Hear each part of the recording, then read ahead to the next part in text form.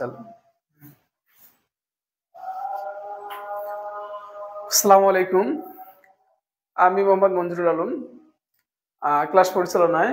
আর আজকের মূল টপিক হচ্ছে সমাজবিজ্ঞানীদের মৌলপ্রত্যয়। তো ক্লাস 7:30-এ শুরু হওয়ার কথা ছিল, একটু লেট হয়েছে, যার জন্য আমরা আন্তরিকভাবে দুঃখিত। যারা আমার লাইভ ক্লাসটি দেখতেছেন তারা অবশ্যই কমেন্ট করে জানিয়ে দিবেন যে আমাকে ভালোভাবে দেখা যাচ্ছে কি যাচ্ছে না, এবং আমার কথাগুলো স্পষ্টভাবে শোনা যাচ্ছে কি যাচ্ছে না। সবাই একটু কমেন্ট করে জানিয়ে দিবেন। আর সেই সাথে শেয়ার করে ছড়িয়ে দিবেন, বন্ধু বান্ধবদেরকে দেখার সুযোগ করে দেবেন।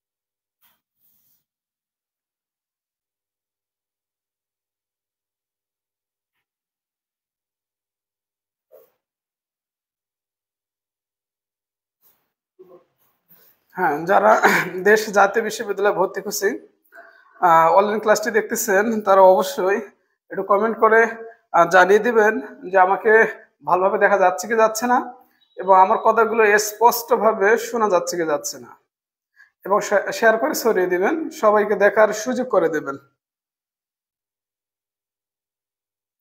শাহিন মাহমুদ ইমন বলছে আসসালামু আলাইকুম। হ্যাঁ, ওয়ালাইকুম আসসালাম, আশা করি ভালো আছো। যারা ক্লাসটি দেখতেছেন অবশ্যই এটা শেয়ার করে ছড়িয়ে দিবেন, আর একটু জানাবেন কাইন্ডলি যে আসলে আমাকে ভালোভাবে দেখা যাচ্ছে কি যাচ্ছে না, এবং আমার কথাগুলো শোনা যাচ্ছে কি যাচ্ছে না।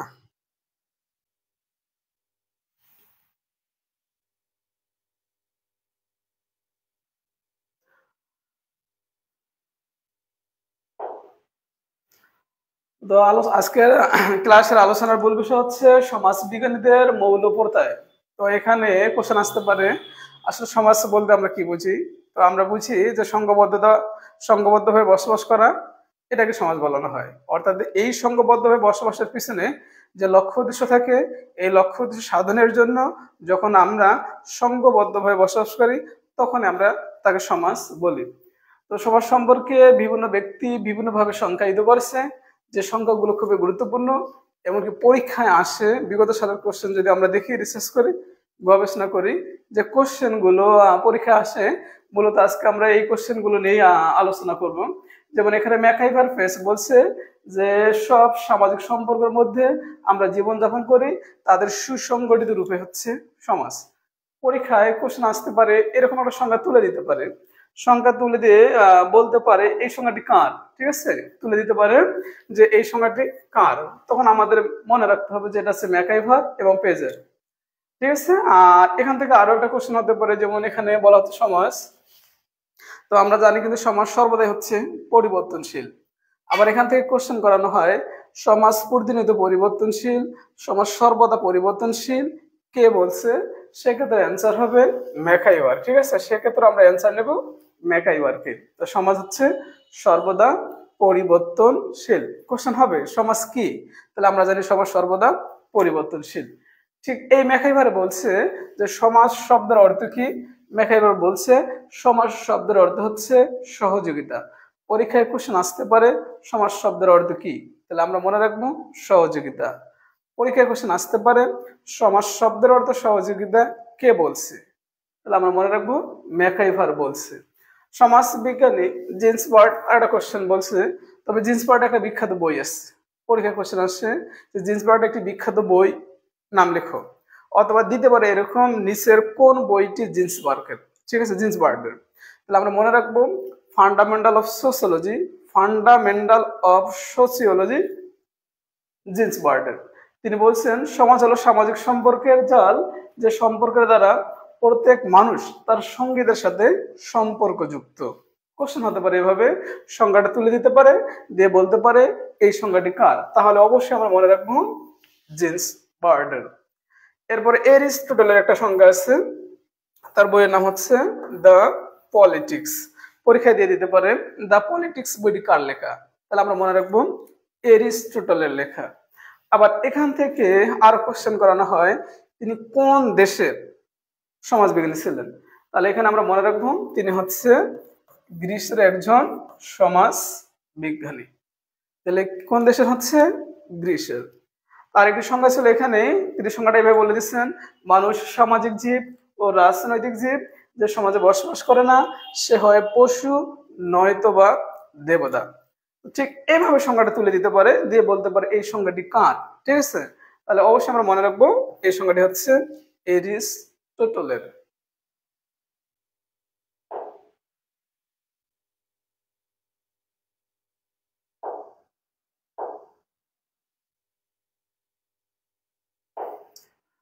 ও বিভিন্ন সমাজের এখানে তুলনা করা হচ্ছে, যে বিভিন্ন সমাজগুলো নিয়ে আলোচনা হচ্ছে। যেমন হারবার্ট স্পেন্সার বলছে, তিনি তার চিন্তা ভাবনার দৃষ্টিকোণ থেকে দুইটা ভাগে ভাগ করছেন, যে একটা সংগ্রামশীল আছে আর একটা হচ্ছে শিল্প সমাজ।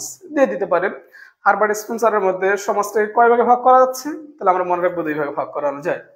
যদি বলা হয় কি কি ভাগ করানো যায়, তাহলে একটা হচ্ছে সংগ্রামশীল আর একটা হচ্ছে শিল্প সমাজ। আমরা এখান থেকে আরেকটু বিষয় জানতে চাই, যে কোশ্চেন এরকম হতে পারে সমাজ বিজ্ঞানে, সমাজ বিজ্ঞানে হারবার্ট স্পেন্সারকে কিসের জনক বলা হয়, তাহলে আমরা অবশ্যই মনে রাখবো তাকে সামাজিক বিবর্তনের জনক বলা হয়। তাহলে হারবার্ট স্পেন্সার কিসের জনক? সামাজিক বিবর্তনের জনক। আর যদি শুধু বিবর্তনের কথা বলা হয়, সেক্ষেত্রে আমরা মনে রাখবো চার্লস ডারউইনের কথা। শুধু বিবর্তন হলে চার্লস ডারউইন, আর সামাজিক বিবর্তন হলে হারবার্ট স্পেন্সার। এখান থেকে শিল্প বিপ্লবের কথা আসছে, কোশ্চেন হয়ে যায় যে শিল্প বিপ্লব কোথায় সংগঠিত হয়, তাহলে আমরা মনে রাখবো ইংল্যান্ডে হয়। এখন এখান থেকে কোশ্চেন করানো হবে এই শিল্প বিপ্লব আবার কত সালে সংগঠিত হয়, সেক্ষেত্রে আমরা মনে রাখবো 1762 সালে। তাহলে শিল্প বিপ্লব কোথায় হচ্ছে? ইংল্যান্ডে হচ্ছে। শিল্প বিপ্লব কত সালে হচ্ছে? 1762 সালে হয়। এরপর লেখা আছে এমিল ডুরখেম। আবার এমিল ডুরখেম কত ভাগে ভাগ করছে? দুই ভাগে ভাগ করছে। একটা হচ্ছে যান্ত্রিক সমাজ, যান্ত্রিক সংহতি, আর একটি হচ্ছে জৈবিক সংহতি। এখান থেকে কিন্তু কোশ্চেন হয় এমিল ডুরকেম সম্পর্কে। আমরা মনে রাখবো এমিল ডুরকেমকে সমাজ বিজ্ঞানের আধুনিক জনক বলা হয়। কোশ্চেন করা হতে পারে সমাজ বিজ্ঞানের কি বলা হয়, তাহলে আমরা মনে রাখবো তাকে সমাজ বিজ্ঞানের আধুনিক জনক বলা হয়। তিনি সংহতিকে কত ভাগে ভাগ করছেন? আমরা মনে রাখবো 2 ভাগে ভাগ করছেন। কত ভাগে? তাহলে সেক্ষেত্রে আমরা মনে রাখবো 2টা ভাগে ভাগ করেন তিনি। তাহলে একটা হচ্ছে কি যান্ত্রিক সংহতি, আর একটা হচ্ছে জৈবিক সংহতি। এখান থেকে আরো কোশ্চেন হয়। কোশ্চেন হবে এভাবে যে যান্ত্রিক সংহতিকে কোন সমাজের সাথে তিনি তুলনা করেন? তাহলে আমরা মনে রাখবো যান্ত্রিক সংহতিকে আদিম সমাজের সাথে তুলনা করেন। কোন সমাজের সাথে? আমরা মনে রাখবো যে আদিম সমাজের সাথে তিনি তুলনা করেন। তাহলে এখান থেকে বোঝানো যাচ্ছে যে যান্ত্রিক সংহতি কোন সমাজ? তাহলে আদিম সমাজ। কারণ যান্ত্রিক সংহতিতে যেমন কোন একটা যদি আমি যন্ত্রের কথা বলতে চাই, যেমন শ্যালো মেশিনের কথা যদি বলতে চাই, এখানে একটি যদি যন্ত্র নষ্ট হয়ে যায় তাহলে পুরা মেশিনটা কি হয়ে যাবে? অচল হয়ে যাবে, নষ্ট হয়ে যাবে।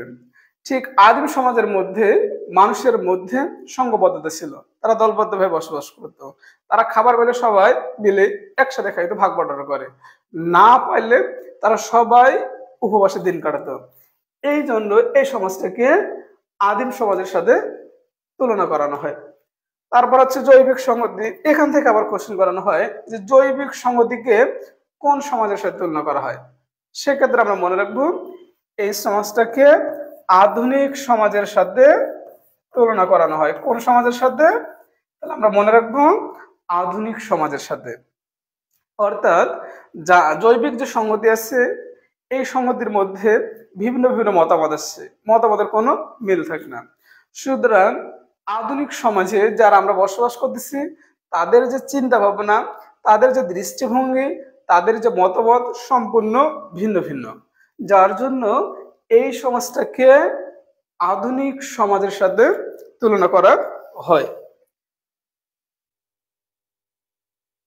যারা ক্লাসটি দেখতেছেন তারা অবশ্যই অবশ্যই শেয়ার করে ছড়িয়ে দিবেন, একে অপরকে দেখার সুযোগ করে দেবেন। আর সাথে থাকবেন সবাই। আশা করি ভালো লাগবে আজকের ক্লাসটি।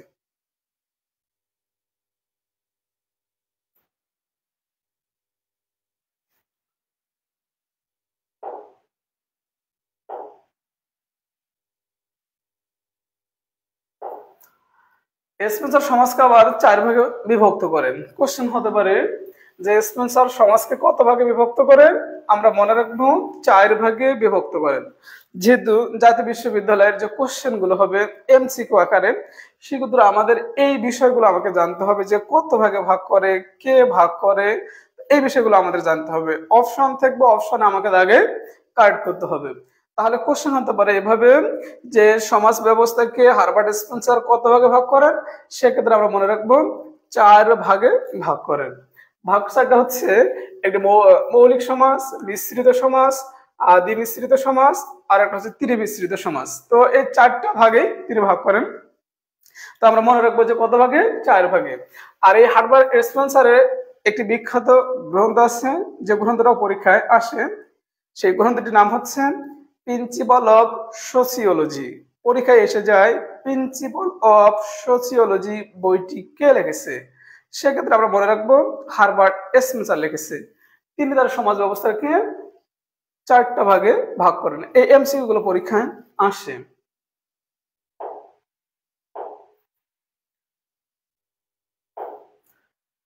কার্ল মার্কসের একটি বিখ্যাত বই এখানে লেখা আছে contribution to the critique of political economy, এই একটা বই তার। আর এই বইতে তিনি সমাজটাকে কত ভাগে ভাগ করছেন? 5টি ভাগে ভাগ করছেন। তাহলে এখান থেকে কার্ল মার্কসের ভাষায় সমাজ ব্যবস্থাকে কত ভাগে ভাগ করা হয়? 5 ভাগে ভাগ করানো হয়। কার্ল মার্কসের ভাষায় 5টা ভাগে। আর এর আগে আমরা দেখলাম হারবার্ট স্পেন্সার ভাষায় 4 ভাগে ভাগ করানো যায়। তো এই 5টা ভাগে যে ভাগ করানো যায়, তিনি এই 5টা ভাগের ভাগ দেখিয়েছেন এবং অর্থনৈতিক যে কাঠামোর ভিত্তিতে তিনি সমগ্র সমাজ ব্যবস্থাটাকে কত ভাগে ভাগ করেন? 5টা ভাগে ভাগ করেন। এখন কোশ্চেন হতে পারে তিনি এই সমাজ ব্যবস্থাকে 5টা ভাগে ভাগ করেন কিসের উপর ভিত্তি করে। সেক্ষেত্রে আমরা মনে রাখবো অর্থনৈতিক কাঠামোর উপর ভিত্তি করে তিনি 5টা ভাগে ভাগ করেন। 5টা ভাগটা হচ্ছে আদিম সাম্যবাদী সমাজ, দাস ভিত্তিক আছে, তারপর আছে সামন্ততান্ত্রিক সমাজ ব্যবস্থা, পুঁজিবাদী সমাজ ব্যবস্থা আর সমাজতান্ত্রিক সমাজ ব্যবস্থা।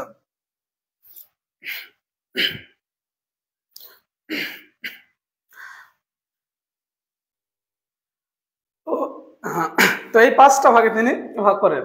এই 5টা ভাগ থেকে কোশ্চেন হয় পরীক্ষায়, যেমন এখানে লেখা আছে আদিম সাম্যবাদী সমাজ ব্যবস্থা। তো এখানে কোশ্চেন হতে পারে যে আদিম সাম্যবাদী সমাজ ব্যবস্থা কেমন ছিল। তাহলে আমরা মনে রাখবো আদিম সাম্যবাদী সমাজ ব্যবস্থার মানুষগুলো অনেকটাই সহজ সরল ছিল। তাদের জীবনযাত্রার মান কেমন ছিল? নিম্নমানের ছিল। আদিম সাম্যবাদী সমাজ ব্যবস্থায় কোশ্চেন হতে পারে তাদের সম্পত্তিতে কোন ধরনের মালিকানা ছিল। সেক্ষেত্রে আমরা মালিকানা মনে রাখবো যে এটাতে সামাজিক মালিকানা বিদ্যমান ছিল। কি মালিকানা বিদ্যমান ছিল? সামাজিক মালিকানা বিদ্যমান ছিল। তো এই আদিম সমাজের মানুষ দলবদ্ধভাবে বসবাস করতো সবাই, ঠিক আছে।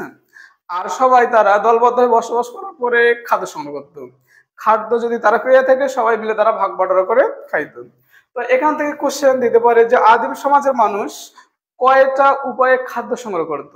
তাহলে আমরা মনে রাখবো 3টা উপায়ে তারা খাদ্য সংগ্রহ করত। কয়টা উপায়ে? 3টা উপায়ে। এখন প্রথম যে তার মাধ্যমটা ছিল, তারা গাছপালা থেকে কি করত? ফলমূল সংগ্রহ করত।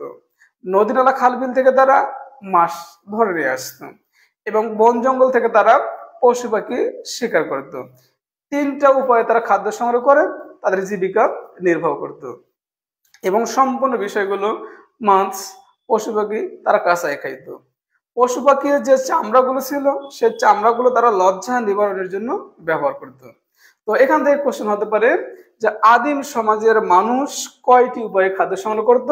সেক্ষেত্রে আমরা মনে রাখবো 3টি উপায়ে তারা খাদ্য সংগ্রহ করত, ঠিক আছে। দাস ভিত্তিক সমাজ। এখন এই দাস ভিত্তিক সমাজের মধ্যে আবার 2টা শ্রেণী বিভাগ ছিল, একটি দাস আর একটি হচ্ছে দাস মনিব। তো এখানে কোশ্চেন হতে পারে দাস সমাজ ব্যবস্থার কয়টি শ্রেণী বিভাগ ছিল। আমরা মনে রাখবো 2টা শ্রেণী বিভাগ ছিল, একটি হচ্ছে দাস মনিব, একটি হচ্ছে দাস। দাসদের কোনো অর্থনৈতিক স্বাধীনতা ছিল না, ঠিক আছে। দাসরা সবসময় মনিবের অধীনে ছিল। মনিব যা বলতো দাসরা তাই মানতে বাধ্য। তো এখান থেকে কোশ্চেন হতে পারে যে দাসদেরকে ক্রয় বিক্রয় করা হতো কোন সভ্যতায়। সেক্ষেত্রে আমরা মনে রাখবো যে দাসদেরকে ক্রয় বিক্রয় করানো হয় রোমান সভ্যতায়। কোন সভ্যতায়?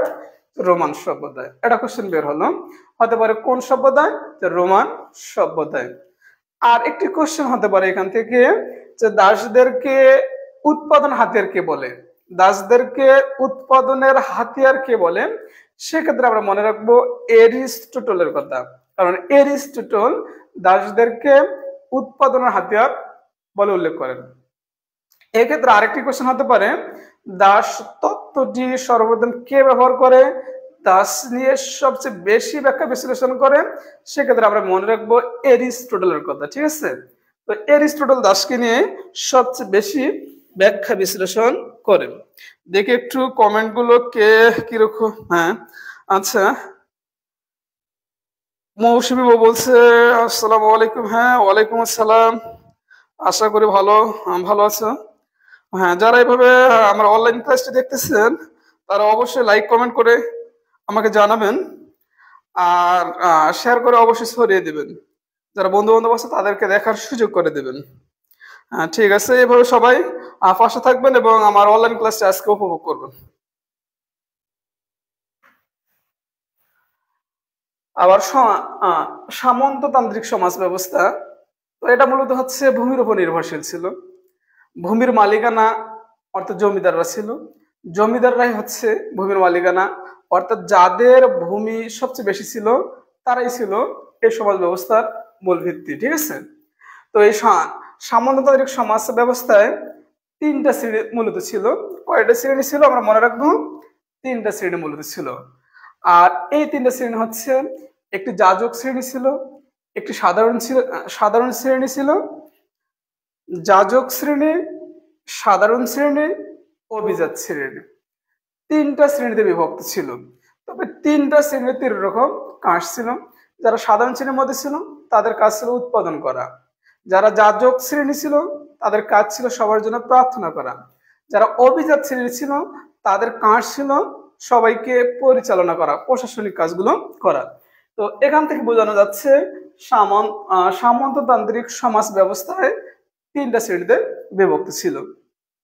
আর এখানে আবার কোশ্চেন হতে পারে এই সমাজ ব্যবস্থার উৎপত্তি কোথায় হয়।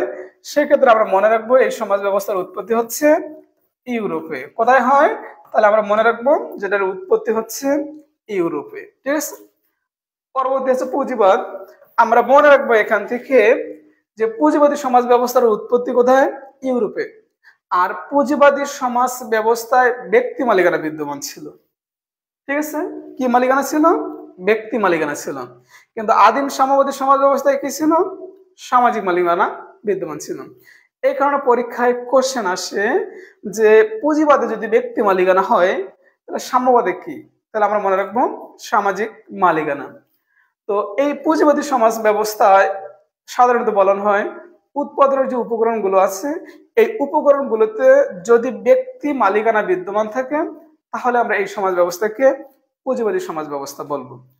আর এই পুঁজিবাদী সমাজ ব্যবস্থার মূল লক্ষ্য হচ্ছে অধিক মুনাফা অর্জন করা।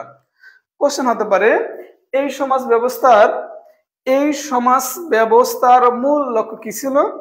আমরা মনে রাখবো যে অধিক মুনাফা অর্জন করা। আর এই সমাজ ব্যবস্থায় প্রতিযোগিতা বিদ্যমান ছিল। কি ছিল? প্রতিযোগিতা বিদ্যমান ছিল। তো এই পুঁজিবাদী সমাজ ব্যবস্থা দুইটা শ্রেণীতে বিভক্ত ছিল। কয়টা শ্রেণীতে বিভক্ত ছিল? আমরা মনে রাখবো দুইটা শ্রেণীতে বিভক্ত ছিল। একটি মালিক শ্রেণী ছিল আর একটি ছিল শ্রমিক শ্রেণী। এই দুই শ্রেণীতে তারা এই সমাজ ব্যবস্থাটা বিভক্ত ছিল। এরপর লেখা আছে সমাজতান্ত্রিক সমাজ ব্যবস্থা। এটাও মূলত ইউরোপে হয়। আর সমাজতান্ত্রিক সমাজ ব্যবস্থার যে মূল যে মন্ত্র ছিল, মূল যে স্লোগান ছিল, যার যেরকম যোগ্যতা থাকবে ওই যোগ্যতা অনুযায়ী পরিশ্রম করবে, ঠিক ওই পরিশ্রম অনুযায়ী তারা মজুরি পাবে, কেউ কাউকে এখানে শোষণ করানো হবে না। আর এই সমাজতান্ত্রিক সমাজ ব্যবস্থাও মূলত সামাজিক অথবা রাষ্ট্রীয় মালিকানা বিদ্যমান ছিল।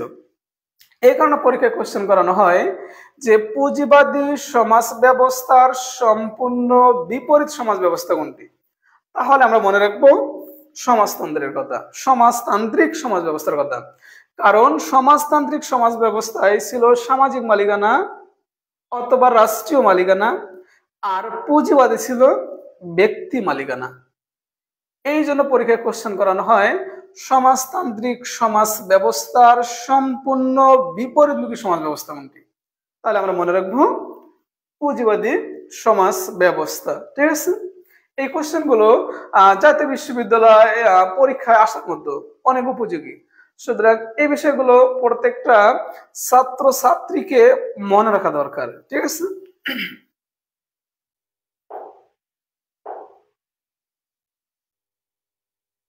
হ্যাঁ, লেখা আছে সংস্কৃতি।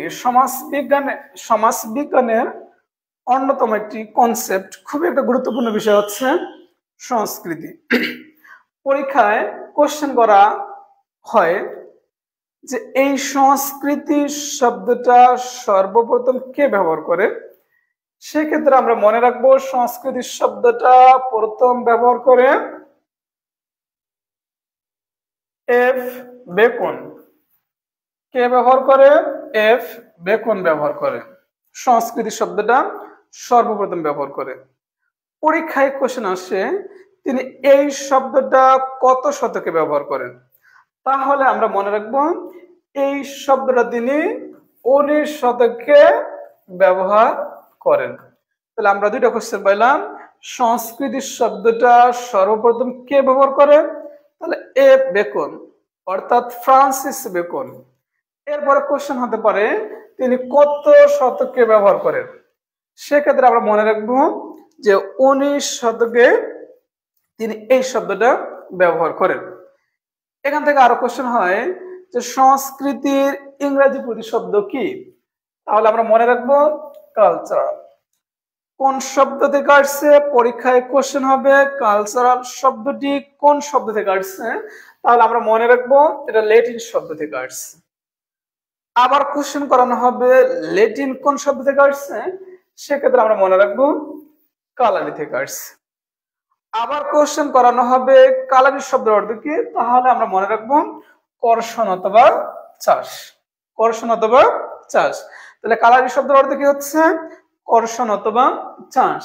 তো এখান থেকে আরো কোশ্চেন হয় যে এই সংস্কৃতি যে শব্দটা আছে, এই শব্দটা সর্বপ্রথম কোন সাহিত্যে ব্যবহার করা হয়, তাহলে আমরা মনে রাখবো যে ইংরেজি সাহিত্যে সর্বপ্রথম এই সংস্কৃতি শব্দটি ব্যবহার করানো হয়। কোন সাহিত্যে, তাহলে আমরা মনে রাখবো যে ইংরেজি সাহিত্যে এই শব্দটি ব্যবহার করানো হয়।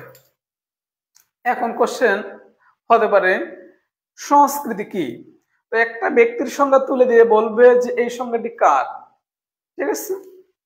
অথবা দিতে পারে এই সংস্কৃতি নিয়ে সবচেয়ে গ্রহণযোগ্য অথবা ভালো সংজ্ঞা কে দেয়।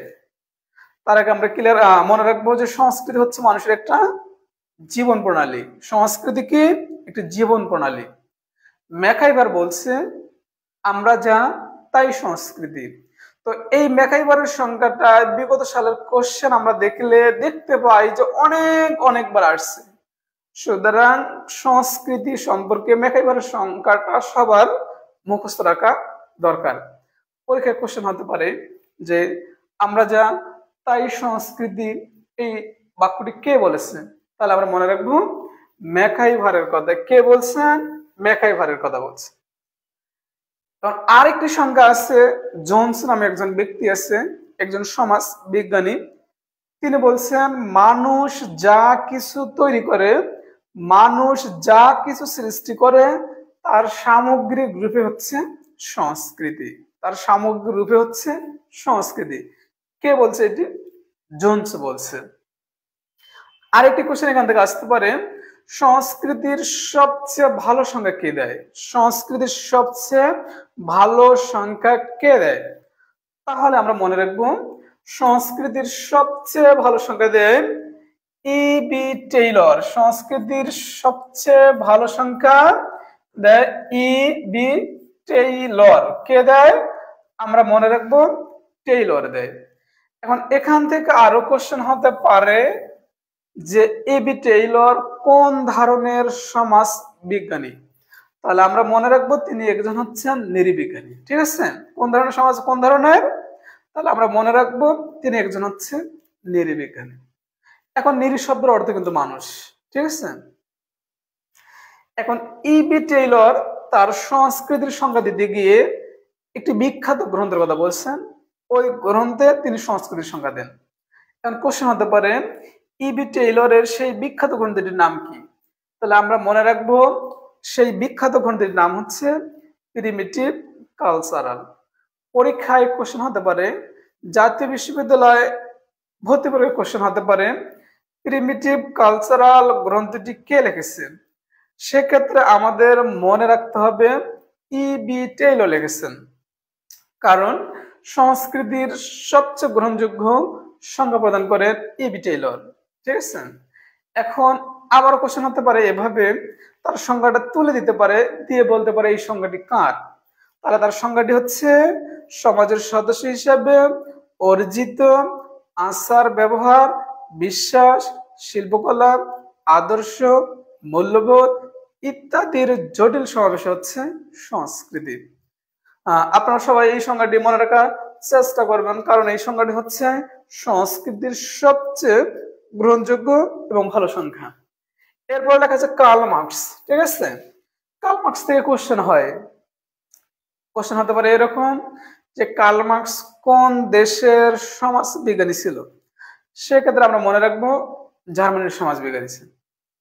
এখান থেকে কোশ্চেন হতে পারে, পরীক্ষায় বিগত সালে কোশ্চেন গুলো আমরা দেখতে পাই তিনি জন্মগ্রহণ করেন এক দেশে, আবার মৃত্যুবরণ করেন আরেক দেশে। যদি বলা হয় তিনি কোথায় মৃত্যুবরণ করেন, কোন দেশে মৃত্যুবরণ করেন, সেক্ষেত্রে আমরা মনে রাখবো যুক্তরাজ্য, যেটাকে ইংল্যান্ড অর্থাৎ গ্রেট ব্রিটেন বলা হয়।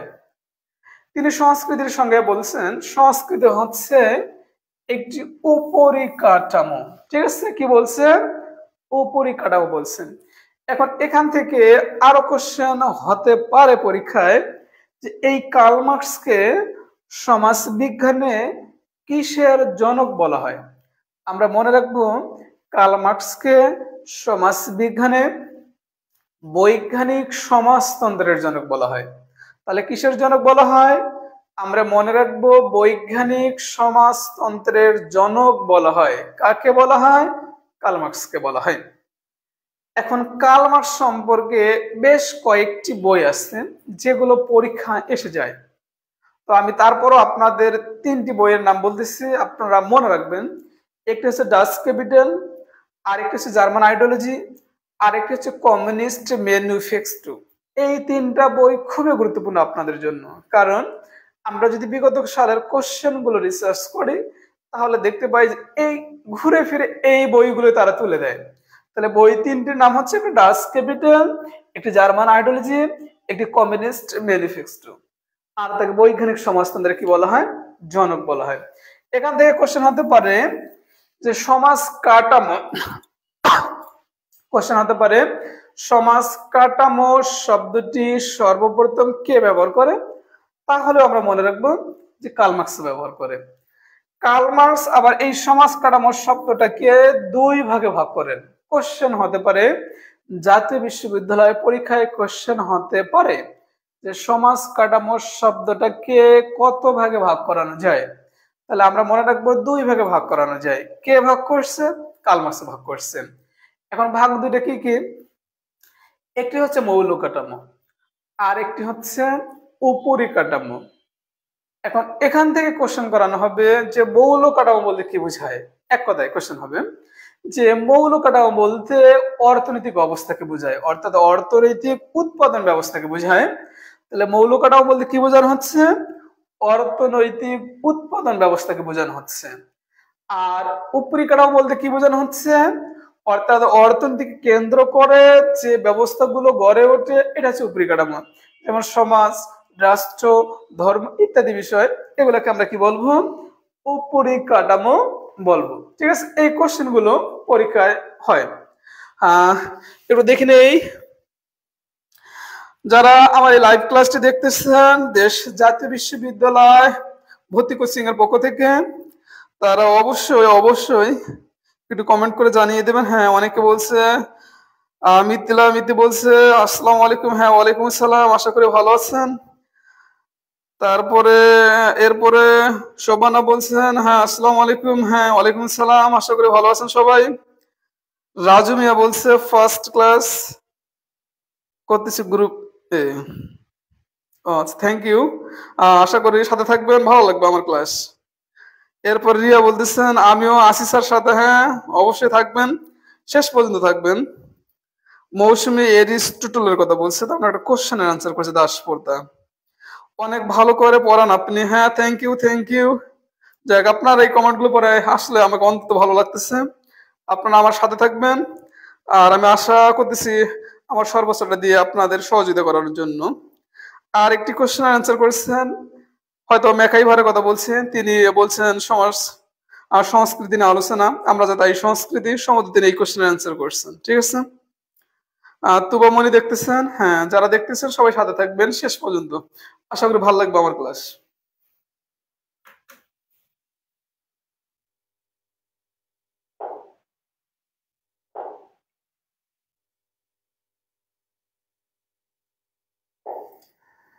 হ্যাঁ, যাক, এর পরবর্তী কনসেপ্ট হচ্ছে সভ্যতা সংস্কৃতির ধরন। সভ্যতা সংস্কৃতির ধরন। কোশ্চেন হতে পারে সভ্যতা বলতে আমরা কি বুঝি?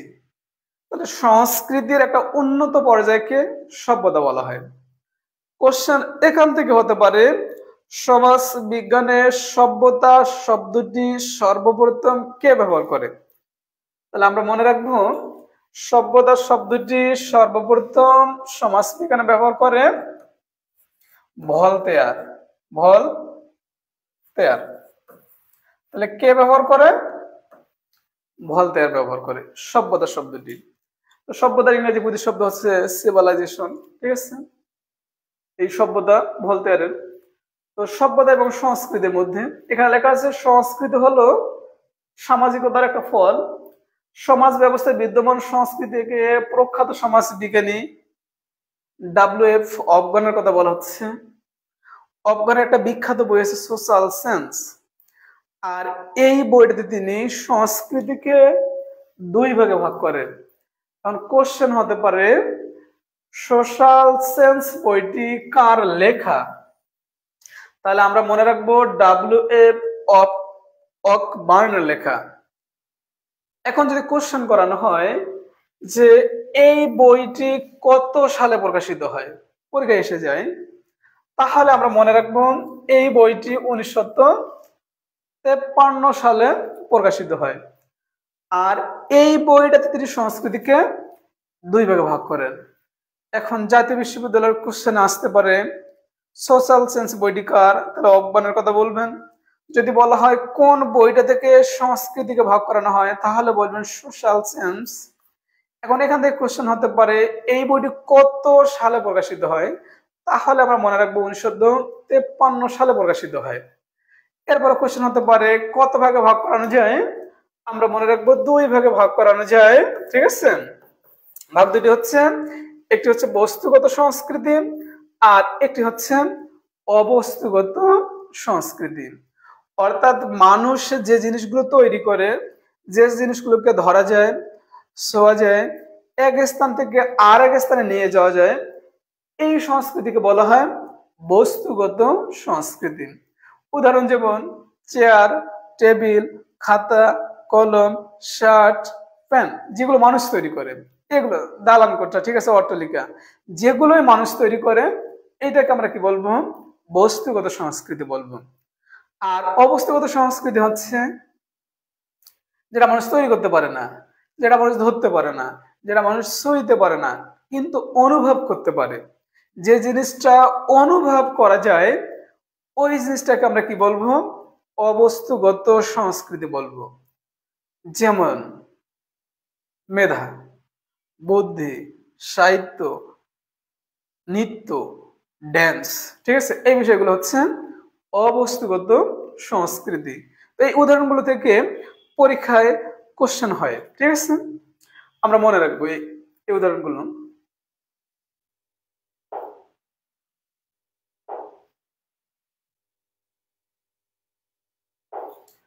সামাজিক গোষ্ঠীর শ্রেণীবিভাগ সেই স্কুলে পরীক্ষায় কোশ্চেন এসে যেতে পারে সোশ্যাল অর্গানাইজেশন বইটি কার লেখা? তাহলে আমরা মনে রাখবো চার্লস হর্টন কুলি, অর্থাৎ C.H. কুলি। এখন পরীক্ষায় কোশ্চেন হতে পারে যে এই গ্রন্থটি কত সালে প্রকাশিত হয়, তাহলে আমরা মনে রাখবো এই গ্রন্থটি 1922 সালে প্রকাশিত হয়। তাহলে সোশ্যাল অর্গানাইজেশন কে লিখলো? কুলি লিখলো। এই বইটি কত সালে প্রকাশিত হয়? 1922 সালে কি হয়? প্রকাশিত হয়। এই বইটিতে তিনি গোষ্ঠীকে কত ভাগে ভাগ করেন? আমরা মনে রাখবো তিনি দুই ভাগে ভাগ করেন। ভাগ দুইটা হচ্ছে, একটি হচ্ছে মাধ্যমিক দল আর একটি হচ্ছে প্রাথমিক দল। অর্থাৎ প্রাথমিক দলের মধ্যে একটা অন্তরঙ্গ সম্পর্ক বিদ্যমান থেকে, প্রত্যক্ষ মুখোমুখি একটা গভীর সম্পর্ক বিদ্যমান থেকে। অর্থাৎ যেখানে মুখোমুখি, প্রত্যক্ষ, একবার অন্তরঙ্গ নিবিড় সম্পর্ক বিদ্যমান থাকে, এটাকে বলা হচ্ছে প্রাথমিক দল। এই প্রাথমিক দলের উদাহরণ হিসাবে চাইতে পারে ওরা, তাহলে আমরা মনে রাখবো পরিবার। অর্থাৎ পরিবারের সদস্যদের মধ্যেই কি থাকে? একটা অন্তরঙ্গ সম্পর্ক থাকে, একটা প্রত্যক্ষ, একটা গভীর সম্পর্ক বিদ্যমান থাকে। তো এখান থেকে কোশ্চেন হতে পারে যে পরিবার কোন গোষ্ঠীর মধ্যে পড়ে, অর্থাৎ কোন দলের মধ্যে পড়ে? তো সেক্ষেত্রে আমরা বলবো প্রাথমিক দলের মধ্যে পড়ে পরিবার, ঠিক আছে? উদাহরণস্বরূপ এখানে দেওয়া আছে, যেমন পরিবারের কথা বলা হচ্ছে, খেলার স্বাদের কথা বলা হচ্ছে, এগুলো হচ্ছে প্রাথমিক দলের মধ্যে পড়ে।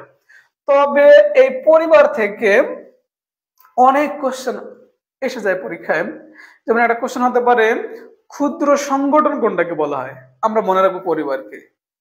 কোশ্চেন হতে পারে 700 বিদ্যালয় কোনটাকে বলা হয়? আমরা মনে রাখবো পরিবারকে। পরীক্ষায় কোশ্চেন আসতে পারে প্রাথমিক বিদ্যালয় কোনটাকে বলা হয়? আমরা মনে রাখবো পরিবারকে। পরীক্ষায় কোশ্চেন আসতে পারে সার্বজনীন প্রতিষ্ঠান কোনটাকে বলা হয়? আমরা মনে রাখবো পরিবারকে। রাষ্ট্রবিজ্ঞান অর্থাৎ পৌরনীতির জনক এরিস্টটল তিনি বলছেন পরিবার হচ্ছে আদিম একটা প্রতিষ্ঠান। পরিবার কি? একটি আদিম প্রতিষ্ঠান। পরীক্ষায় কোশ্চেন আসতে পারে পরিবার আদিম প্রতিষ্ঠান, এটি কে বলছে? তাহলে আমরা মনে রাখবো এরিস্টটলের কথা। ঠিক আছে। আর এখান থেকে আরো কোশ্চেন আসতে পারে বর্তমানে আমরা আধুনিক যুগে বসবাস করতেছি। পরীক্ষা আসতে পারে বর্তমান যুগে কোন ধরনের পরিবারের জনপ্রিয়তা দিন দিন বাড়তেছে? তাহলে আমরা মনে রাখবো যে একক পরিবারের জনপ্রিয়তা দিন দিন বাড়তেছে।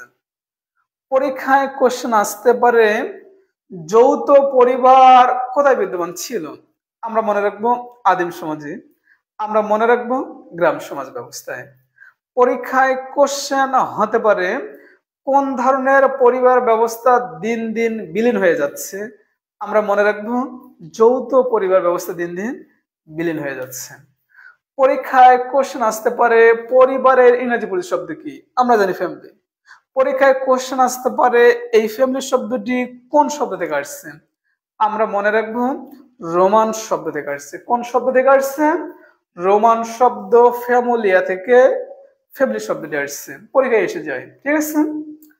তো এই পরিবার আমরা তো জানি, যেমন মেলিনস্কির সঙ্গে আসছেন, রবার্টসনের সঙ্গে আছে, তারা এভাবে বলছেন পরিবার হচ্ছে একটি ক্ষুদ্র সামাজিক সংগঠন যেখানে সন্তান সন্ততি থাকতে পারে, নাও থাকতে পারে, স্বামী স্ত্রী নিয়েই পরিবার গঠিত হতে পারে। এরপর মাধ্যমিক আছে যেখানে পরোক্ষ সম্পর্ক, পরোক্ষ সংযোগ, অর্থাৎ খুব কাছাকাছি সম্পর্ক না, খুব অন্তরঙ্গ সম্পর্ক না, এটাকে বলা হচ্ছে মাধ্যমিক দল। উদাহরণস্বরূপ এখানে দেওয়া আছে যেমন শিক্ষক সমিতির কথা বলা হচ্ছে, রাজনৈতিক দলের কথা বলা যেতে পারে, সংঘ সমিতির কথা বলা যেতে পারে। অর্থাৎ এই সমিতিগুলোর মধ্যে একক পরিবারের লোক আসে না, বিদ্যমান থাকে না, বিভিন্ন পরিবারের লোক এখানে আসে, বিভিন্ন সম্প্রদায়ের লোক সেখানে আসতে পারে, যার জন্য এখানে কোনো ধরনের অন্তরঙ্গ অর্থাৎ প্রত্যক্ষ কোনো সম্পর্ক বিদ্যমান নয়। অর্থাৎ যেখানে সম্পর্কের একটা দ্রুত থেকে আপনি সম্বোধন করতে হয়, এই সমস্ত কনসেপ্ট আমরা মনে রাখবো, যেটা হচ্ছে একটা প্রাথমিক দলের মধ্যে পড়ে যায়। ঠিক আছে। তো উদাহরণস্বরূপ আমরা শিক্ষক সমিতি, রাজনৈতিক দল, সংঘ সমিতির কথা আমরা মনে রাখবো। এরপর এখানে লেখা আছে সামনার, ডাব্লু সামনারের কথা বলা আছে। ফলোগোয়েস পরীক্ষায় কোশ্চেন আসতে পারে বইটি কার? তাহলে আমরা তো অলরেডি পেয়ে গেছি সামনারের কথা। পরীক্ষায় কোশ্চেন আসতে পারে এই বইটা আবার কত সালে প্রকাশিত হয়? এই বইটি কত সালে প্রকাশিত হয়? তাহলে আমরা মনে রাখবো এই বইটি হচ্ছে 1906 সালে প্রকাশিত হয়। তিনি তার এই গ্রন্থে গোষ্ঠীটাকে আবার কত ভাগে ভাগ করছেন? 2 ভাগে ভাগ করছেন। কত ভাগে ভাগ করছেন? 2 ভাগে ভাগ করছেন। একটা হচ্ছে অন্তঃগোষ্ঠী আর একটা হচ্ছে বহিঃগোষ্ঠী। আর অন্তঃগোষ্ঠী কি? নিজ সম্প্রদায়ের মধ্যে যদি বিবাহবন্ধনে আবদ্ধ হই আমরা, জেলে সম্প্রদায়ের সাথে বিবাহবন্ধনে আবদ্ধ, অর্থাৎ নিজ সম্প্রদায়ের মধ্যে যদি বিবাহবন্ধনে আবদ্ধ হয় এটাকে অন্তঃগোষ্ঠী বলা হয়। আর বহিঃগোষ্ঠী হচ্ছে নিজ সম্প্রদায় না, ভিন্ন ভিন্ন সম্প্রদায়ের সাথে বিবাহ বন্ধনে যদি আবদ্ধ হয় তাহলে তাকে আমরা কি বলবো? বহির্গোষ্ঠী বলবো। তো পরীক্ষায় কোশ্চেন হবে এইভাবে, ফলোগোয়েস কার লেখা? সামনার লেখা। তিনি এই বইটাতে কত ভাগে ভাগ করছেন? 2 ভাগে ভাগ করছেন। ঠিক আছে।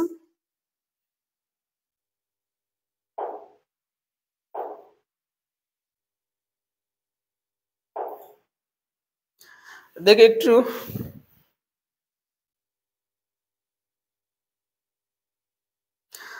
মৌসুমী বউ বলছে অনেক ভালো করে পড়ান আপনি। হ্যাঁ, থ্যাংক ইউ।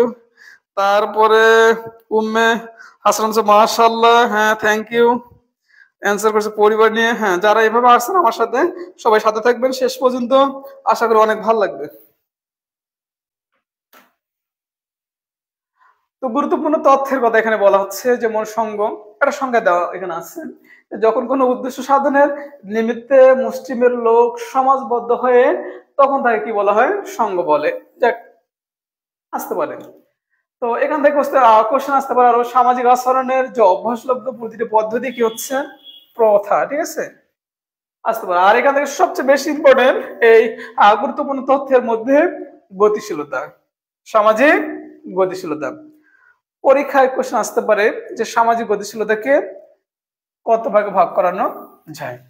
তাহলে আমরা মনে রাখবো 2টা ভাগে ভাগ করানো যায়। এরপর সম্প্রদায়ের কথা বলা হচ্ছে, সম্প্রদায়ের ভিত্তির কথা বলা হচ্ছে। সম্প্রদায়ের ভিত্তিতে ম্যাকাইভার বলছে। ঠিক আছে, কে বলছে? ম্যাকাইভার বলছে। কতটা ভিত্তির কথা বলছে? 2টার কথা বলছে। ভিত্তি 2টা হচ্ছে, একটা হচ্ছে আঞ্চলিক সম্প্রদায়, আর একটি হচ্ছে মানসিক সম্প্রদায়। তো এই 2টা ভিত্তি হচ্ছে সম্প্রদায়ের মূল বিষয়। ঠিক আছে, যেমন স্থিতিশীলতা ছিল, একটা গতিশীলতা ছিল। ওখানে 2 ভাগে ভাগ করানো হচ্ছে যে সামাজিক গতিশীলতা কত প্রকার। আমরা মনে রাখবো 2 প্রকার, একটা আছে স্থিতিশীলতা, আর একটি হচ্ছে গতিশীলতা। সমাজের আদর্শ বা মানসম্মত আচরণ যা সমাজের সদস্যদের জন্য অবশ্য পালনীয়, তাকে বলা হচ্ছে লোকরীতি। ঠিক আছে, এই সংজ্ঞাগুলো তুলে দিতে পারে যেটা কি বলা হয়। তারপর 4টে অপশনে থাকতে পারে, লোকাচার, লোকরীতি, বিবাহ ইত্যাদি, এই অপশন গুলো থাকতে পারে। তো আমরা মনে রাখবো এই সংজ্ঞাগুলোর মধ্যে যে রকম কোশ্চেন হবে, ঠিক অ্যান্সার গুলো আমরা ওই রকমের দেওয়ার চেষ্টা করব। ঠিক আছে, এই কোশ্চেন গুলো একটু সবাই মনে রাখার চেষ্টা করবেন।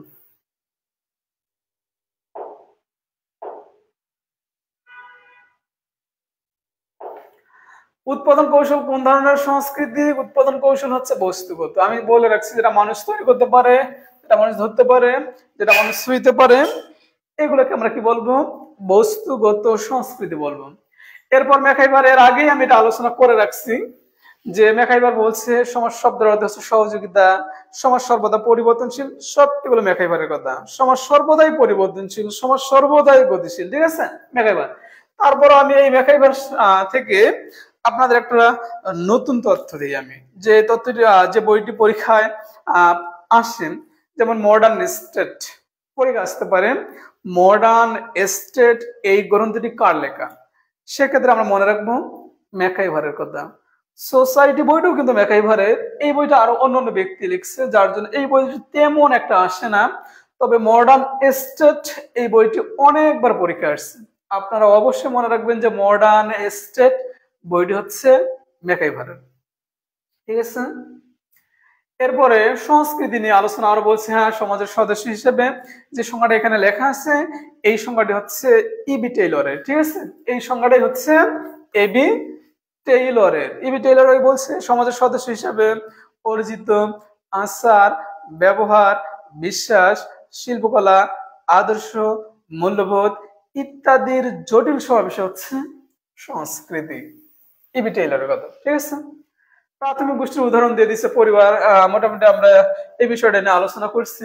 সামাজিক স্তর বিন্যাসের কথা বলছে, উচ্চ নিচ, এটা হচ্ছে সরকিনের কথা। ঠিক আছে, সরকিন তার সামাজিক স্তর বিন্যাসে আরো একটি সংজ্ঞা দিচ্ছেন যে উচ্চ নিচ জনসংখ্যার মধ্যে বিদ্যমান বিভিন্নতা হচ্ছে সামাজিক স্তর বিন্যাস।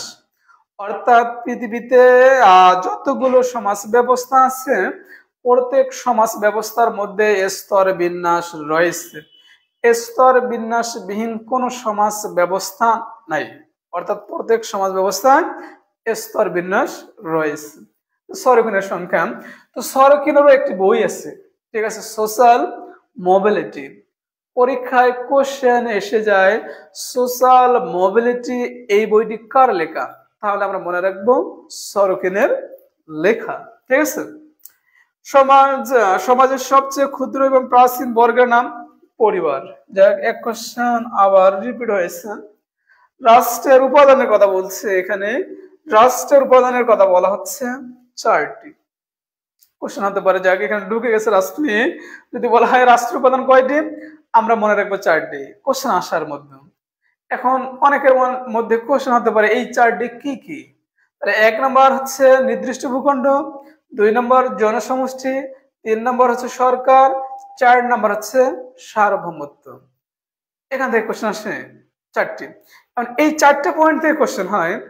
এক নাম্বার পয়েন্টের কথা বলা হয় যে রাষ্ট্রের এক নাম্বার উপাদান কি, তাহলে আমরা মনে রাখবো জনসমষ্টি, সরি নির্দিষ্ট ভূখণ্ড। 3 নাম্বার পয়েন্ট থেকে কোশ্চেন হয় সরকার থেকে। অনেকবার পরীক্ষায় কোশ্চেন হয়েছে, আমরা বিগত সালের কোশ্চেন দেখলে আমাদের চোখে পড়ে যায় যে রাষ্ট্রের তৃতীয়তম উপাদান কোনটিকে বলা হয়, তাহলে আমরা মনে রাখবো সরকারকে, ঠিক আছে। আর যদি কোশ্চেন করানো হয় একটা রাষ্ট্রের মুখপাত্র কাকে বলা হয়, সরকারকে।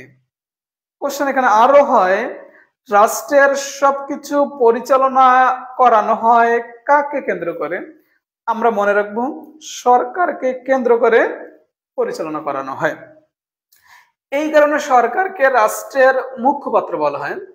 একজন রাষ্ট্রবিজ্ঞানী ছিল, একজন রাষ্ট্রবিজ্ঞানী অধ্যাপক ডাইসি ছিল, তিনি বলছেন সরকার হচ্ছে রাষ্ট্রের মুখপাত্র, ঠিক আছে। আর রাষ্ট্র নিয়ে আলোচনা আসলে অধ্যাপক গার্নারের কথা মনে আসে। আমরা জানি রাষ্ট্র শব্দ গার্নার ব্যবহার করেন, রাষ্ট্র সরকারের মধ্যে পার্থক্য গার্নার করেন, রাষ্ট্রের 4টা উপাদান আছে এটাও গার্নার বলেন, রাষ্ট্রের সবচেয়ে ভালো সংখ্যা এটাও অধ্যাপক গার্নার দেন, ঠিক আছে। এই 4টা উপাদানের কথা। আর 4তম উপাদান একটু খেয়াল রাখবা, 4তম উপাদান হচ্ছে সার্বভৌমত্ব। এই 4টা উপাদানের মধ্যে সবচেয়ে পাওয়ারফুল উপাদান হচ্ছে সার্বভৌমত্ব।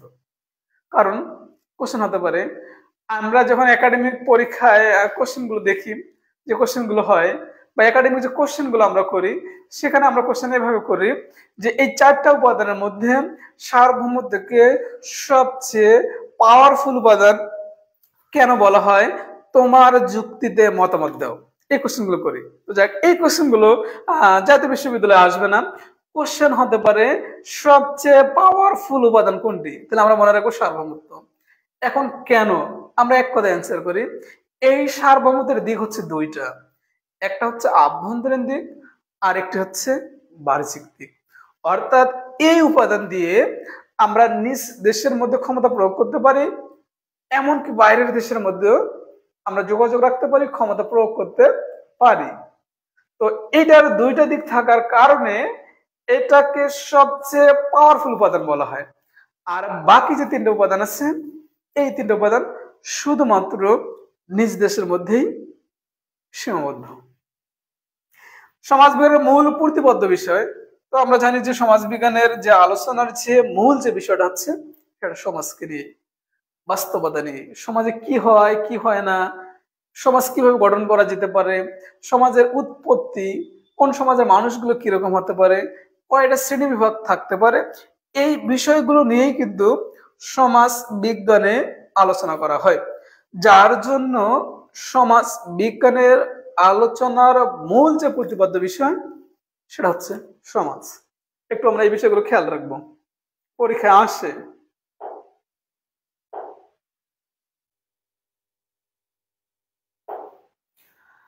পরস্পর নির্ভরশীল কোন বিশেষ উদ্দেশ্য সাধনের জন্য সংঘবদ্ধ যাক সমাজ, এই বিষয় নিয়ে আর বাড়াইতে চাচ্ছি না।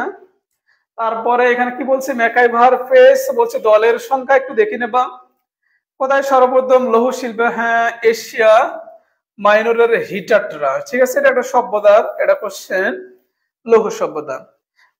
যে কোশ্চেন করানো হতে পারে যে লৌহ সভ্যতায় এই লোহার যে ব্যবহার সর্বপ্রথম কারা করে, তাহলে আমরা মনে রাখবো এশিয়া মাইনরের হিটাটদের মধ্যে এই লৌহ শব্দ সর্বপ্রথম ব্যবহার করা হয়। এখান থেকে আরো কোশ্চেন করানো হয়, এইখান থেকেই আরো কোশ্চেন করানো হয় যে আধুনিক সভ্যতার ভিত্তি কি, আমরা মনে রাখবো লৌহ সভ্যতা। পাঠ্য বই যদি আমরা তাকাই সেখানে স্পষ্ট ভাবে লেখা আছে যে আধুনিক সভ্যতার মূল যে ভিত্তি সেটা হচ্ছে লোহা, অর্থাৎ লৌহ। কারণ আধুনিক সমাজে যা কিছু তৈরি করানো হচ্ছে সবকিছুতে লোহার ব্যবহার হচ্ছে, যার জন্য এই আধুনিক সভ্যতার মূল ভিত্তি হিসাবে আমরা লৌহ সভ্যতাকে আখ্যায়িত করতেছি। এই কারণে দেওয়া যায় যে আসলে এটা মূল ভিত্তিকে আমরা মনে রাখবো যে লৌহ। তারপরে কমিউনিটির কথা বলা হচ্ছে সম্প্রদায়, এটা ইংরেজি প্রতিশব্দ, বাংলা হচ্ছে সম্প্রদায়। এবার মূল্যবোধের কথা বলা হচ্ছে, হ্যাঁ মূল্যবোধ হচ্ছে আচরণ একটা মানদণ্ড।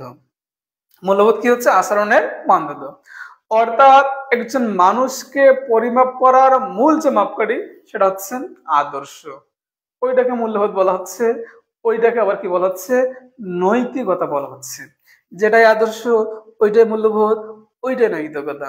আর মানুষকে পরিমাপ করা হবে, তার ভালো মন্দ কাজের বিচার করা হবে, তার চারিত্রিক বৈশিষ্ট্য ব্যাখ্যা বিশ্লেষণ করা হবে তার আদর্শ মূল্যবোধ দিয়ে। তো এই আদর্শ, মূল্যবোধ, নৈতিকতা, এই শব্দটা ব্যবহার করে একজন রাষ্ট্রবিজ্ঞানী অধ্যাপক কান্ট এই শব্দটা ব্যবহার করে। তো আমরা এখান থেকে মনে রাখবো এই শব্দটা কে ব্যবহার করে, যে অধ্যাপক কান্ট এই শব্দটি ব্যবহার করে। সোসাইটি, এটা ল্যাটিন, হ্যাঁ ল্যাটিন শব্দ থেকে আসছে, ঠিক আছে। সোসাইটাস থেকে দিয়ে দিতে পারে কোন শব্দ থেকে আসছে, ল্যাটিন শব্দ থেকে আসছে। দেখে নেই কারা আমার সাথে আসছে আজকের লাইভ ক্লাসে। হ্যাঁ হ্যাঁ, ওমর ফারুক বলছে, প্রিয় একজন শিক্ষক, আপনার ক্লাস করার সময় পুরো ক্লাসে মনোযোগ থাকতো, শুরু থেকে শেষ পর্যন্ত খুব মিস করি আপনাকে। হ্যাঁ আমি অনেক মিস করি। হ্যাঁ আমার সাবেক স্টুডেন্ট, এখন এই ওমর ফারুক রাজশাহী বিশ্ববিদ্যালয়ে পড়তেছে।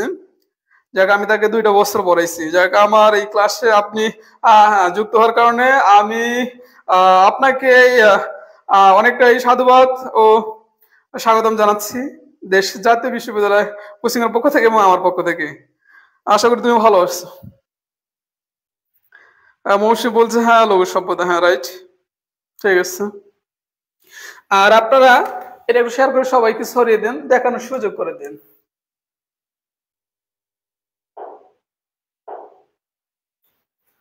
কৃষ্টি, তো আমি এর আগে পড়াইছি যে সংস্কৃত ইংরেজি প্রতিশব্দ কালচারাল কোন শব্দ থেকে আসছে, ল্যাটিন শব্দ থেকে আসছে। ল্যাটিন শব্দ কোন শব্দ থেকে আসছে, কালারি থেকে আসছে। কালারি শব্দ অর্থ কি, কর্ষণ অথবা চাষ, ঠিক আছে, কর্ষণ অথবা চাষ। ক্ষুদ্র অর্থ সংস্কৃতি, মার্জিত রুচি বা অভ্যাসজনিত, অর্থাৎ আমি যা তাই সংস্কৃতি, আমি যা করি তাই সংস্কৃতি, আমার যেরকম আচরণ, আমার যেরকম কথাবার্তা, আমি যেরকম পোশাক পরিচ্ছদ পরি, যাই ব্যবহার করি না কেন, সবকিছু আমার হচ্ছে সংস্কৃতি। অর্থাৎ সংস্কৃতি হচ্ছে মানুষের একটা সামগ্রিক জীবন প্রণালী। তো সংস্কৃতির একটা জটিল যে একটা অবস্থান আছে, অধিকতর একটা জটিল অবস্থান, অগ্রগতির একটা ফল, বংশ পরস্পরে যেটা আসে, এটাকে আবার কি বলা হচ্ছে, সভ্যতা বলা হচ্ছে। সভ্যতার ইংরেজি প্রতিশব্দ, ঠিক আছে।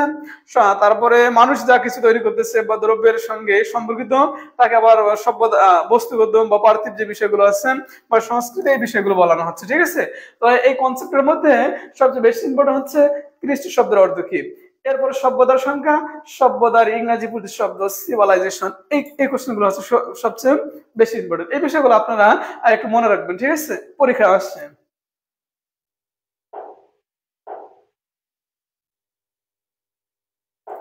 সমাজে ব্যক্তি গোষ্ঠী বা অসম অবস্থানকে কি বলা হয়, সামাজিক স্তর বিন্যাস, রাইট। এখানে লেখা আছে, আমরা জানি এই সংখ্যা ছাড়াও আমরা জানি যে কোথাও উঁচু আর নিচু, এই উঁচু নিচু অবস্থানটাকে কি বলা হয়, সামাজিক স্তর বিন্যাস বলা হয়। আর সামাজিক স্তর বিন্যাস একটা আলাদা অধ্যায় আছে, সেখানে সামাজিক স্তর বিন্যাসের 4টা প্রকরণের কথা বলা আছে, ঠিক আছে। কয়টা প্রকরণের কথা বলা হচ্ছে, 4টা প্রকরণের কথা বলা হচ্ছে। অর্থাৎ যেখানে অসমতা হবে, যেখানে কম বেশি করানো হবে, এটা হচ্ছে সামাজিক স্তর বিন্যাস। কম আর বেশি, উঁচু আর নিচু, এই জায়গাগুলোকে কি বলবো আমরা, সামাজিক স্তর বিন্যাস বলবো। যেমন সামাজিক স্তর বিন্যাসে সরকার বলছে উঁচু আর নিচু জনসংখ্যার মধ্যে বিদ্যমান বিভিন্নতা হচ্ছে সামাজিক স্তর বিন্যাস। সরকার বলছে সম্পদের অসম বন্টন ব্যবস্থাকে কি বলা হয়, সামাজিক স্তর বিন্যাস বলা হয়। এই সংখ্যাগুলো তুলে দেওয়া হয়, সংখ্যা তুলে দেওয়া বলতে পারে এই সংখ্যাটি কার, তাহলে আমরা এই ব্যক্তির নামগুলো মনে রাখবো। সামাজিক গতিশীলতা আবার এখানে আসছে, ঠিক আছে, সামাজিক গতিশীলতা। তারপর আমি আপনাদের জ্ঞাতার্থে নতুন একটা তথ্য দিতে চাচ্ছি। যেমন এখানে বলা হচ্ছে সামাজিক গতিশীলতা, আমরা গতিশীলতা এর আগে কিন্তু দুই ভাগে পড়ছি।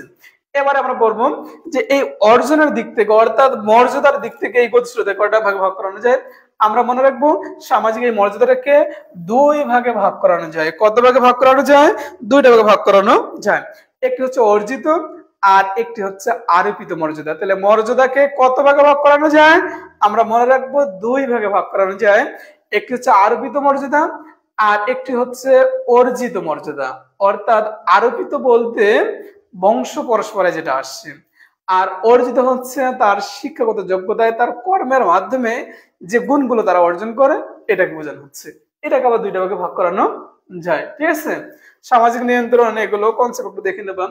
তারপর কোনো কিছু যদি এটা নিষেধ করানো হয় বা ধর্মীয় ভাবে নিষেধাজ্ঞা করানো হয়, এটাকে টেবু বলানো হয়। ঠিক আছে, যে ধর্মীয় ভাবে কোনো কিছু যদি নিষেধ করানো হয় বা করানো যাবে না, সেক্ষেত্রে এটাকে আমরা কি বলবো, টেবু বলবো। পরীক্ষা আসছে।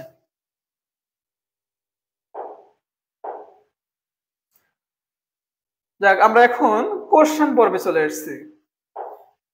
যারা আমার এই ক্লাসটি এতক্ষণ ধরে দেখলেন বা আমার সাথে ছিলেন, তাদের কাছে আমার এই কোশ্চেন গুলো এবং এই কোশ্চেন গুলোর অ্যান্সার গুলো আপনারা এই উত্তরগুলো কমেন্টে জানিয়ে দিবেন। তাহলে আমি বুঝতে পারবো যে আমার এই ক্লাসে আপনারা যারা ছিলেন বা যারা আমাকে দেখতেছেন, যারা আমাকে শুনতেছেন, তারা কতটুকু এই কোশ্চেন গুলোর অ্যান্সার করতে পারতেছেন।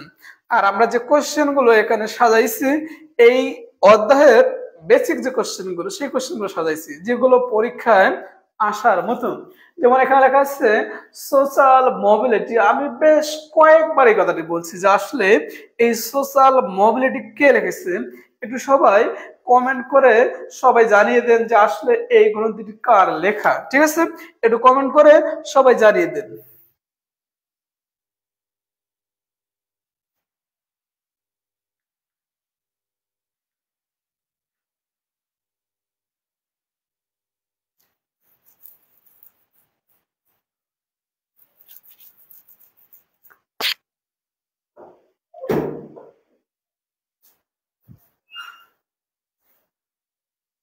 একটু কমেন্ট করে জানিয়ে দিন যে আসলে এই গ্রন্থের লেখক কে। যারা লাইনে আছেন একটু জানিয়ে দিন। মৌসুমী বলছে ম্যাকাইভার, সম্ভবত আগের কোশ্চেন। যারা দেখতেছেন তারা অবশ্যই একটু লাইক কমেন্ট, একটু কমেন্ট করে জানিয়ে দেন আসলে এই কোশ্চেনের অ্যান্সার, উত্তর কি হতে পারে। যাক, আমি সময় নিচ্ছি না, অনেকে লাইন আছে এখানে দেখতেছে, যাক কমেন্ট একজন করে ফেলছে অলরেডি। সরি করে কথা বলছে, হ্যাঁ রাইট, থ্যাংক ইউ। যেহেতু রমজান মাস, আমি সময় নিতে চাচ্ছি না, আমি নিজেই অ্যান্সার গুলো করে দিতে চাচ্ছি, এই উত্তরগুলো করে দিতে চাচ্ছি। আমি আশা রাখছি যারা এখানে আজকে আমার এই ক্লাসটি দেখতেছেন, তারা অবশ্যই এই কোশ্চেন গুলো অ্যান্সার করতে পারবেন। যেমন মৌসুমী এখানে ছিল আমার শুরু থেকেই, সে কিন্তু অলরেডি অ্যান্সার করে ফেলছে যে যাক অ্যান্সার হচ্ছে গ। অনেক অনেক হ্যাঁ, অনেকেই কমেন্ট করে জানিয়ে দিচ্ছে। যাক, আমি সময় নিচ্ছি না, এখান থেকে আমরা মনে রাখবো এই কোশ্চেন অ্যান্সার হচ্ছে সরকিন। কোশ্চেন দিয়ে দিতে পারে এই বইটি কার লেখা, তাহলে আমরা মনে রাখবো সরকিনের লেখা। আসার মতো কোশ্চেন। এরপর হচ্ছে প্রিমিটিভ কালচারাল। সময় নিচ্ছি না, আমি পড়াইছি অনেকবারে, এটা আলোচনা করছি। আমরা মনে রাখবো এই আমরা মনে রাখবো এই প্রিমিটিভ কালচারাল বইটি হচ্ছে কার লেখা। আমরা মনে রাখবো টেইলরের লেখা। তবে বানানটা একটু ভুল আছে, আমরা মনে রাখবো এটা টেইলরের। এই বইটি কার লেখা, যে টেইলরের লেখা। সোজা কথা, ঠিক আছে, টেইলরের। আসে পরীক্ষায়, কারণ এই বইটাতে তিনি সংস্কৃতির সবচেয়ে ভালো, সবচেয়ে গ্রহণযোগ্য সংজ্ঞা প্রদান করেন। ওকে, টেইলরের।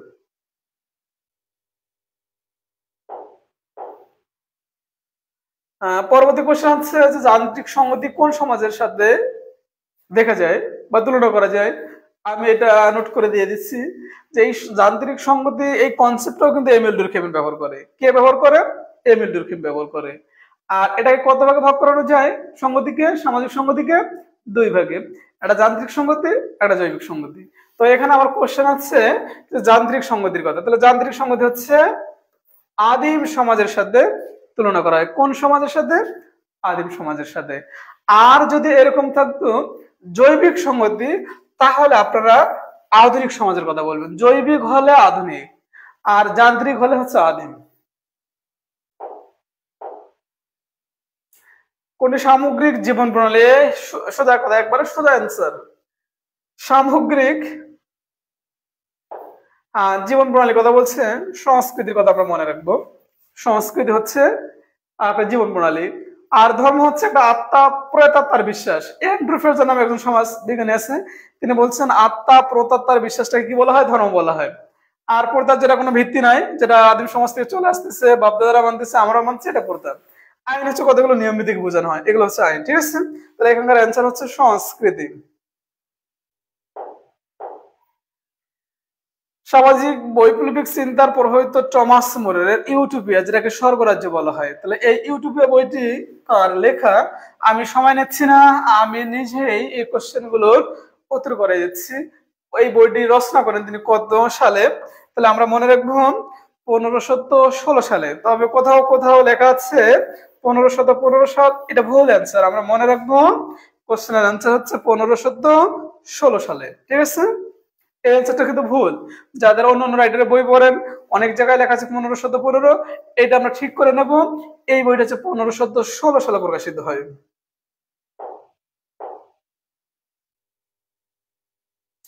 তারপরে হচ্ছে সমাজ কেমন সংগঠন, এটা হচ্ছে বিরোধ সংগঠন। কেমন সংগঠন? আমরা মনে রাখবো একটা বিরোধ সংগঠন। আর একটা সমাজের প্রধান যে বৈশিষ্ট্য হচ্ছে দুইটা, সংঘবদ্ধ বসবাস করতে হবে এক, আর দ্বিতীয় নম্বর হচ্ছে অনেক বহু সংখ্যক লোকের দরকার। এই দুইটা বৈশিষ্ট্যের মাধ্যমে কি হয়, এই সমাজ ব্যবস্থা গড়ে ওঠে। এটা বিরোধ একটা সংগঠন। তারপরে সামাজিক চুক্তির কথা বলানো হচ্ছে।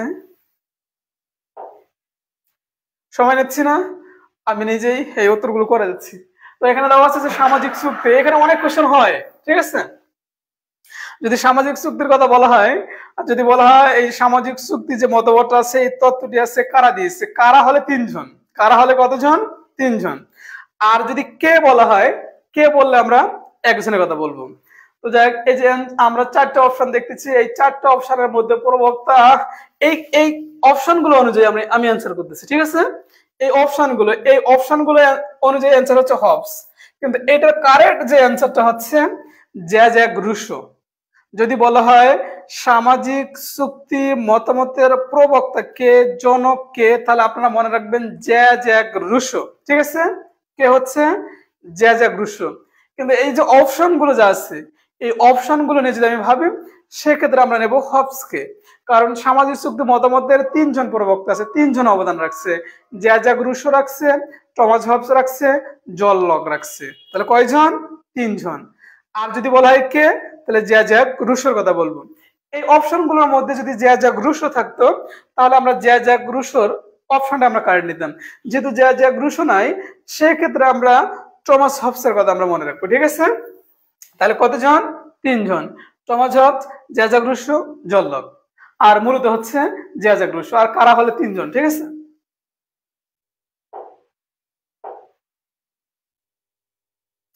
ও মার্কস সমাজ কাঠামোকে কয়টি ভিত্তির কথা বলছে, আমি অলরেডি অনেক আগে বলে রাখছি আপনাদের। আমি আর সময় নিচ্ছি না, আপনাদের কাছে অ্যান্সার চাচ্ছি না, যেহেতু রমজান মাস চাচ্ছি না। তাহলে আমরা মনে রাখবো যে সমাজ কাঠামো শব্দটি কার ছিল? কার্ল মার্কসের ছিল। বলছিলাম কত ভাগে ভাগ করানো যায়? দুইটা ভাগে ভাগ করানো যায়। কি কি ভাগে ভাগ করানো যায়?